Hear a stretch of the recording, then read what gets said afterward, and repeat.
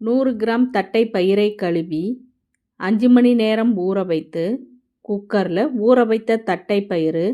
தேவையான அளவு உப்பு, தண்ணி சேர்த்து 5 விசில் வர்ற வரையும் வேக வைத்து எடுத்து கடாயில் 2 டேபிள் ஸ்பூன் எண்ணெய், 1 டீஸ்பூன் கடுகு, அரை டீஸ்பூன் மஞ்சள் தூள், வேக வைத்த தட்டைப்பயிறு,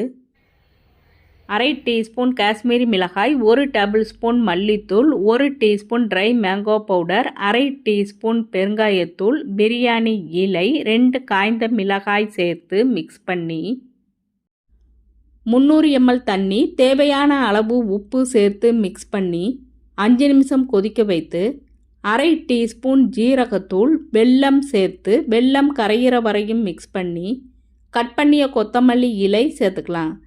தட்டை பயிறு கிரேவி ரெடி.